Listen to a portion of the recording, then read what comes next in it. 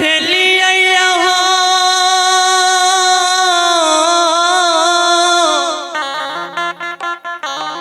ए भाईया करूम बाल के समझावई भैया नहीं खान लछन धैर्य जबैन के भगवान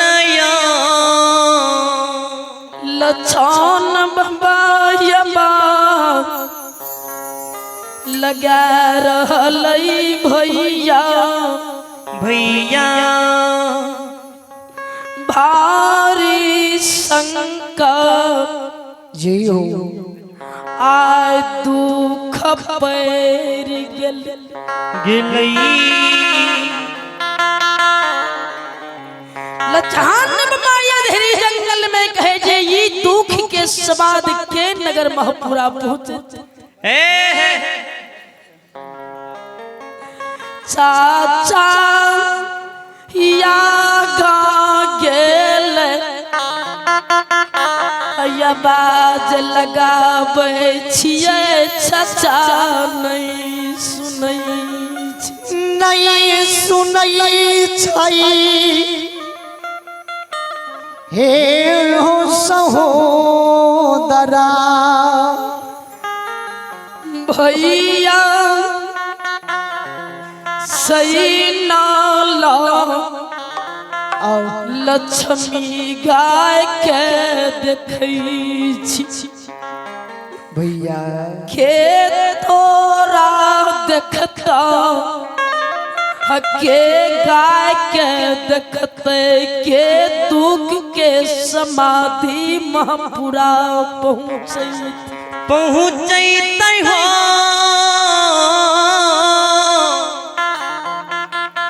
हे भाईया दोनों भैया जे अधरी जंगल में कानै बगवा हके खारा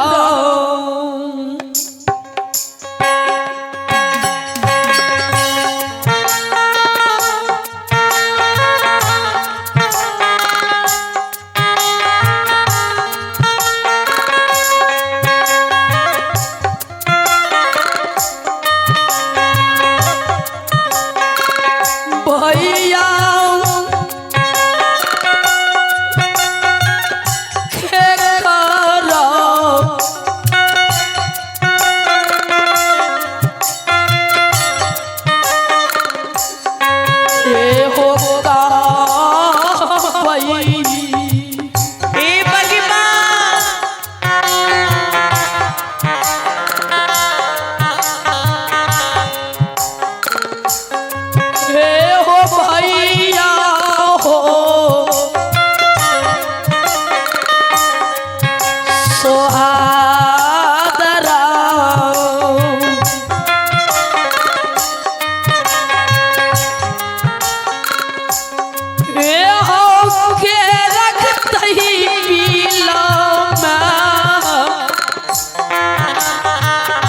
भैया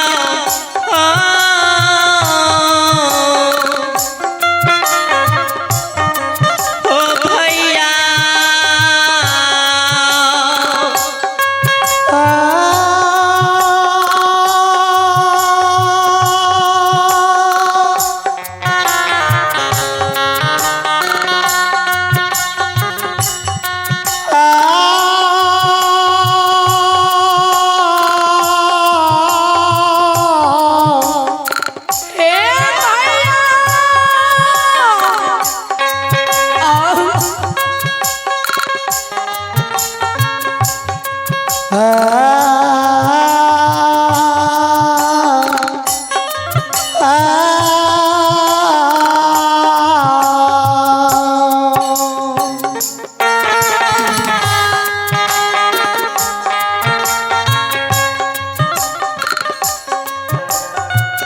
भैया हो सहोदरा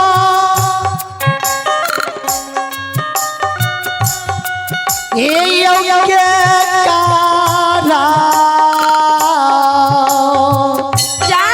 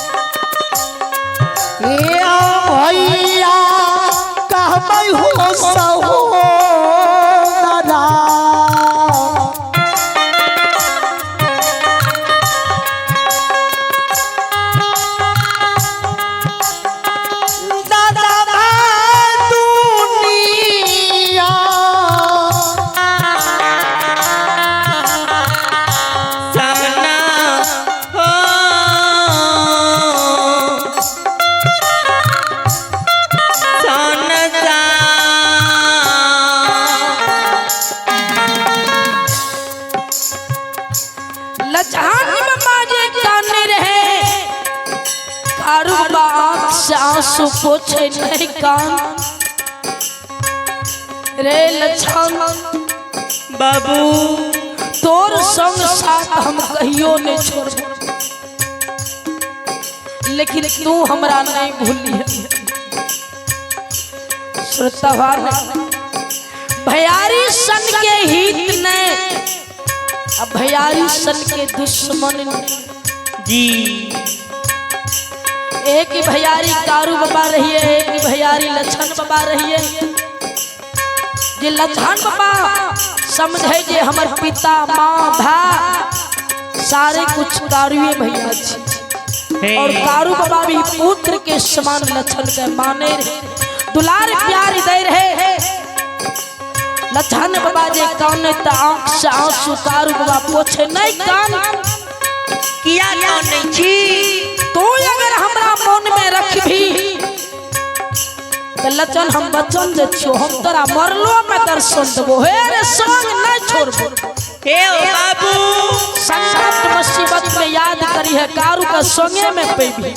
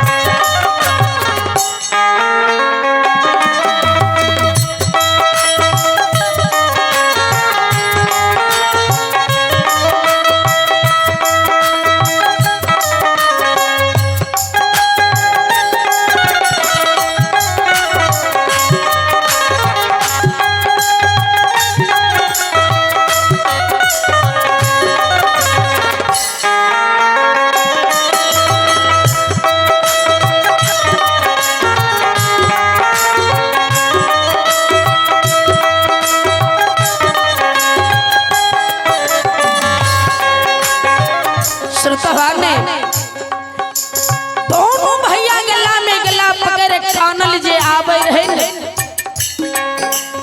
अधरी जंगल में दौड़ा ही मुसाफिर देख के कारू बाबा आगा से घेर के कल जोड़ के खाड़ भाग रहे हे ओ मुसाफिर बाबा ए ओ बाबा बटोई दुख के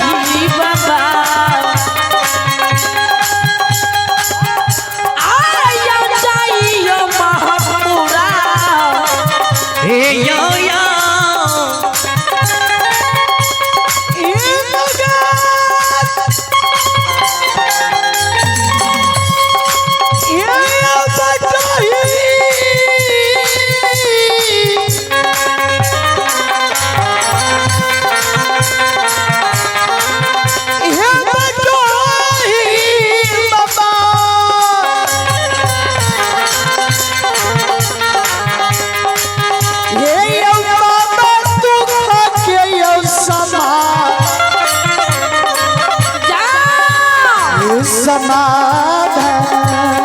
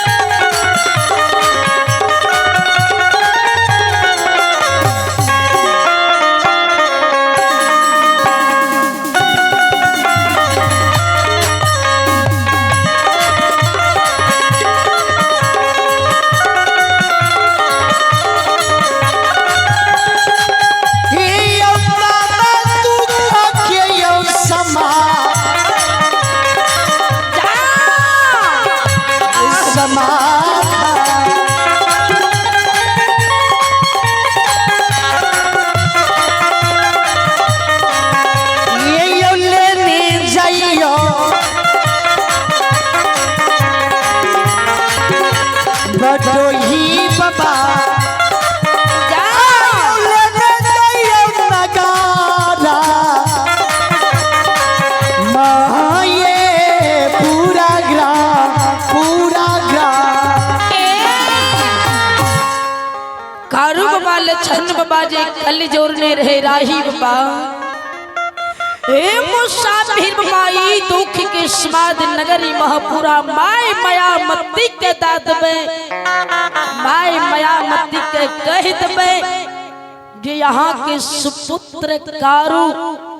के यधरी जंगल में लुल्ही बाघिन नोछार लगा दिलकी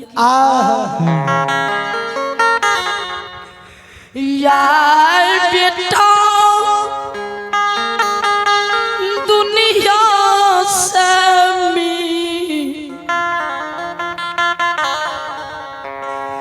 मीटर रहलई माँ के कई दिहो यार माई के चार गो बेटा में कारू दुनिया से विदा होई चला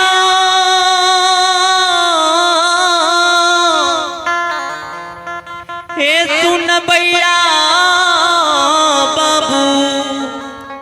ए राही बा मुसाफिर बा हमरा माय के समाधि कई दी हे अगर माय नहीं मिलते तो ज्येष्ठ भाई महीनाथ पंडित जे पंडित कुल में बिखिया दिया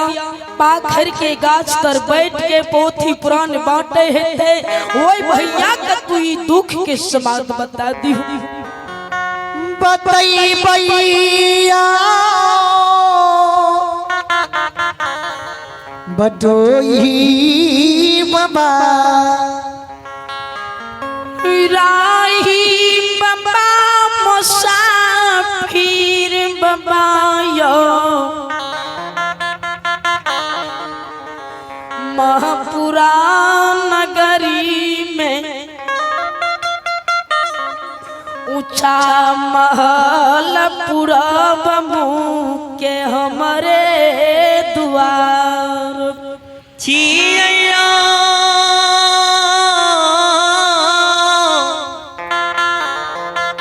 हे बटोहिया राही मुसाफिर नुन कारू बा लछन बाबा कल जोर ने रे भैया इस समाद मगर महापुरा का तू पहुंचा दी भैया हमारे जानता है तो भैया हमार जरूर ये जगह पर ये देखियो कारू बाबा के दुख के समाद सुन के राही मुसाफिर बाबा नगर महापुरा के बाद ढाल के जे इस समाधि कारू के हम जाय छी माय मायामती के कही तो दोनों राही मुसाफिर बाबा नगर महापुरा की ओर ढिल के अल्लाह छान बाबा जे आवाज लग भरे चाचा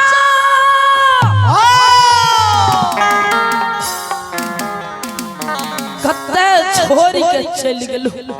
ई चाचा जी आय भारी कष्ट भक्ति जाके पड़ गला हे चाचा अगर हमारे आवाज सुनै है भो तो लौट के यधरी जंगल तू चली आबा भारी दुख पड़ गेल छ ओइ समय में दीना चाचा कनौली बहियारी में पहुंच गेल दीना चाचा जे लछन के शब्द सुनलकै लागे छे लछन आवाज लगा रहे वो जगह गाय छोड़ के चाचा जी लछन कारू के पास ले चलो इन्हें देखियो बिजुलिया नगरी में की सब भा रहे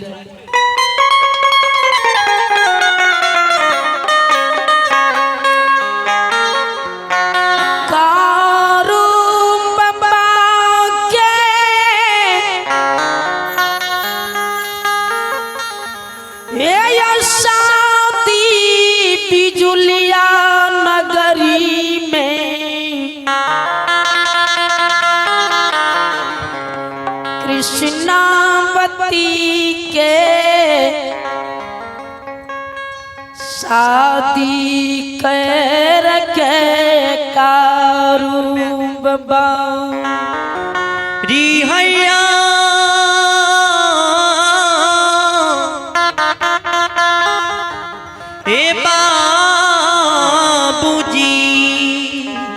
बिजुलिया नगरी में कारू बाबा कृष्णा बस्ती से जे शादी करने रहे तो लौट कर नहीं गेल कारू बाबा के शादी का 4 साल बीते गेल रहे कोई महापुरा नगरी से बिजुलिया नगरी खामा खुशल जानियो टाल नहीं गेल तो बिजुलिया नगरी में देखियो आए कौन कौन करामत भा रही संध्या समय में कृष्णावती आंगन घर में झाड़ू बुहारी बैर के पैर हाथ पखार लेके संध्या समय में जहिना दिया जलावे ले जाय छे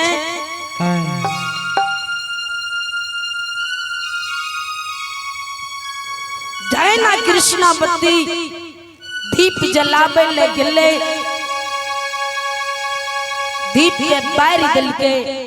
दीप जे छे से बैर के तुरंत बुता गए भगवान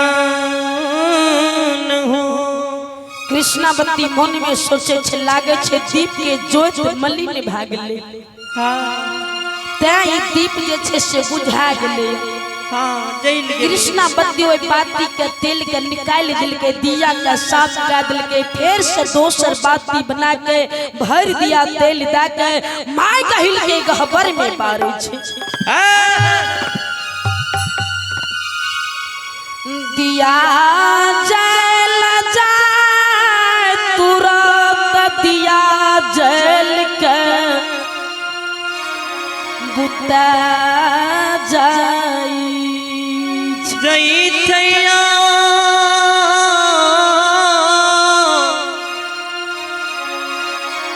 हे बाबूजी हो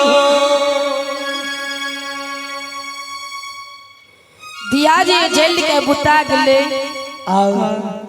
कृष्णावती के मन में खुटका होवे लगे जे आन दिन हम दिया जलबे रही त बिना बुतैने से दिया नहीं बुतबे रहे अपने बुता जाय छै बाया या कृष्णा बत्ती के फरक छे महल चेर कागा बोले छे कृष्णा बत्ती के बराबर खियाल होई थैया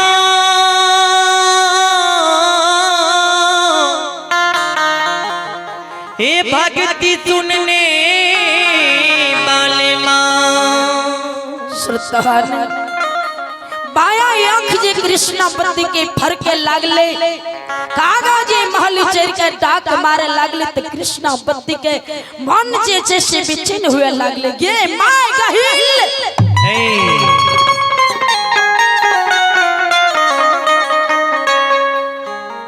माय हे गनी ततीना बिजुलिया नगरी में माँ घर आंगन में झाड़ू दिलिए स्नान कर चौपाए निकलियो संध्या समय में धूप दीप जल लियो कहियो ने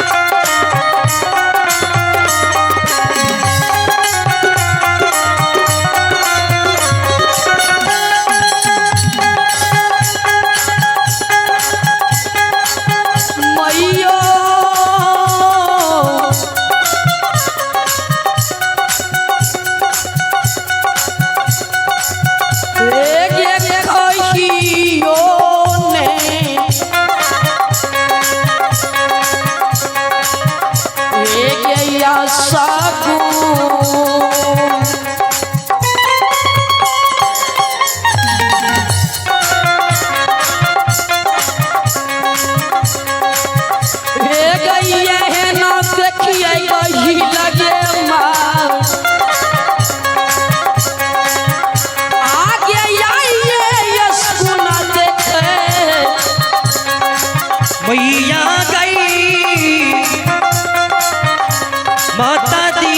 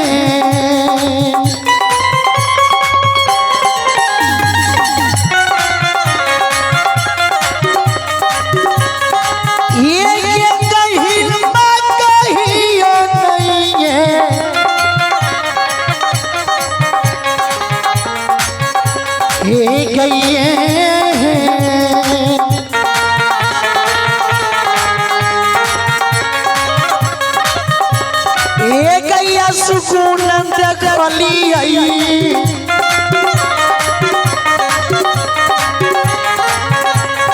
गई लम्बा आज बिजुलिया मैयो हमें गई नगा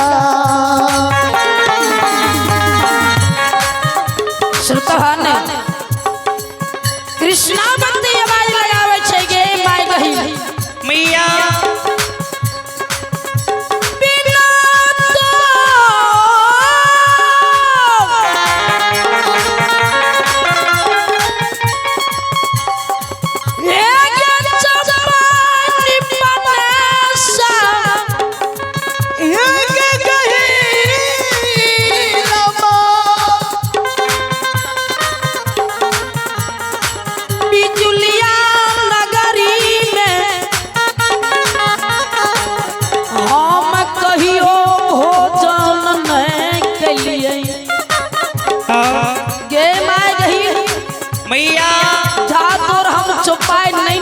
लोता हम भोजन पानी ग्रहण नहीं करिए। हे माँ हमारा दिल में भारी संकट के सामना भा रहा हमर हृदय हिलोर मार रहा कि आज महापुरा नगरी में माय माया मती सासु के कोनो दुख पड़ गए। ये माँ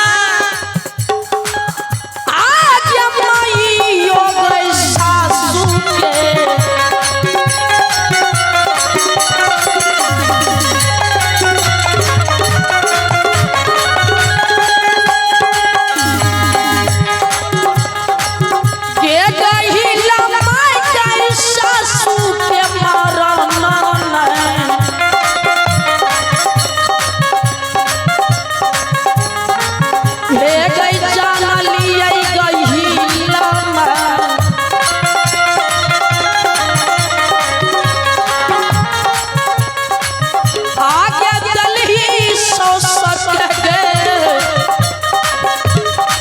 मैया गई माता दी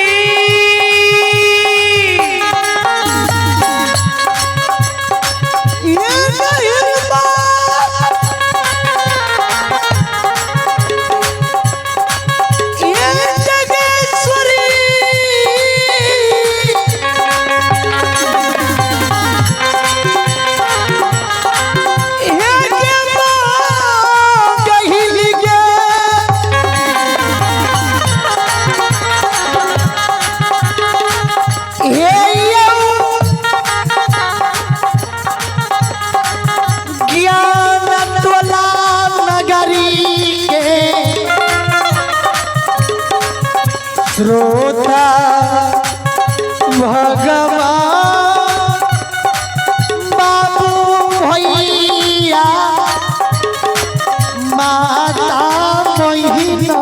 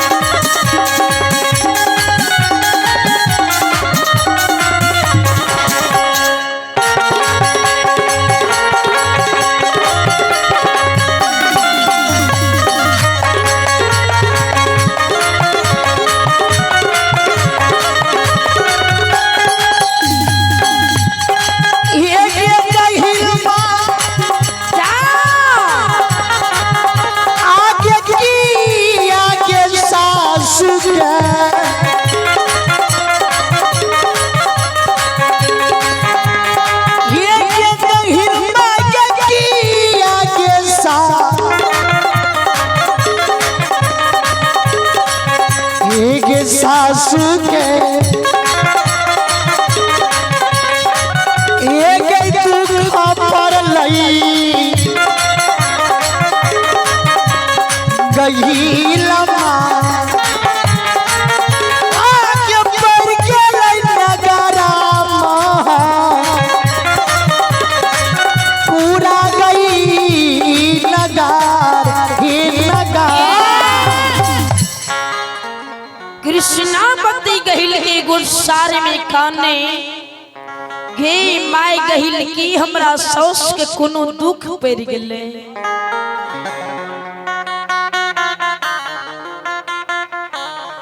अकी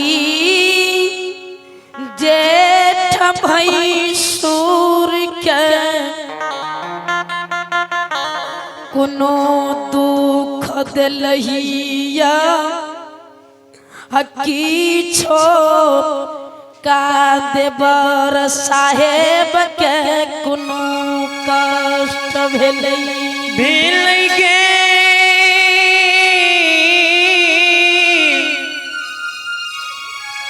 हे मोरी मैया गहिल माय माँ कि अनुज छोट देवर लक्षण पे कोनो कष्ट भागले गहिल माय अकी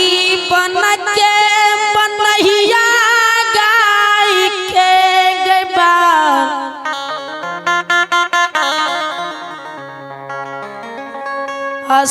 असामी के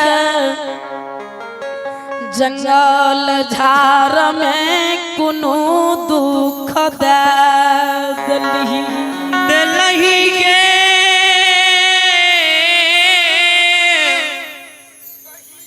हे गही लमा और मारे की माँ